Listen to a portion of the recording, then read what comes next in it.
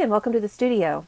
For today's video, I just wanted to share with you a couple of quick tips and tricks for making the most out of the fabulous new Hexagon Hive Thinlits die available in the Occasions mini catalog from Stampin' Up!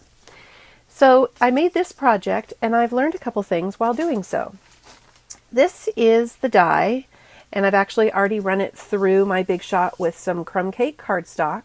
And if I flip it over, you're going to see that the crumb cake is rather washed out looking. And that is because I cut it through my Big Shot with a piece of waxed paper between the die and the cardstock.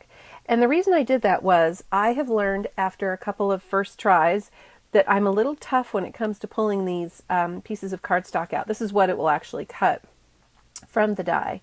So there are some hexagons that stay and then some that are punched out, and there are these wee little thin bits that hold it all together. Well, I'm a little rough when it comes to removing that from the die, and I found that if I put a bit of wax paper in between, it just naturally, really easily lets go and nothing gets torn. And so just a little bit of wax paper saved me a major headache. So I just wanted to recommend you try that. And I would recommend wax paper between a die of any kind of intricacy and your cardstock, just because then you won't be wasting cardstock and pulling your hair out, and it's just a very simple preemptive strike to keep things flowing.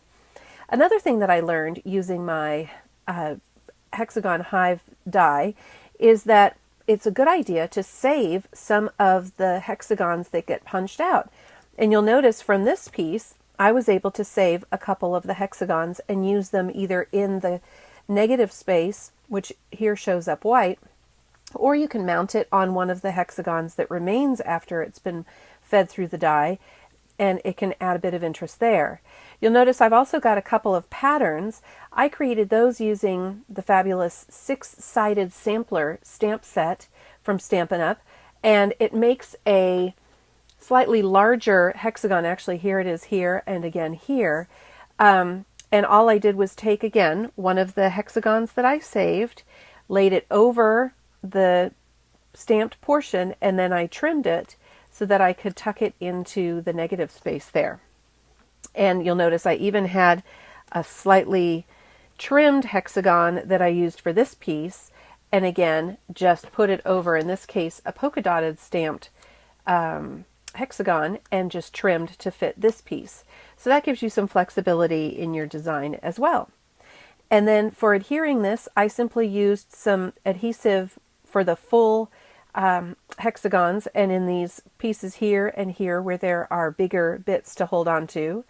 And then I used my ribbon here as a place to hold down the top. But you can also use some of the two-way glue and put it along the thin stripes along the edges here, these narrow little borders, and that will hold it down as well. So really enjoying the versatility of this die.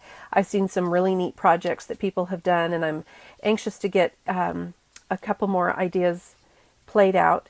But I've just wanted to share these last couple little things that I have figured out in hopes that it makes it a more useful tool for you. Thanks so much for your visit, and look forward to seeing you next time. Bye-bye.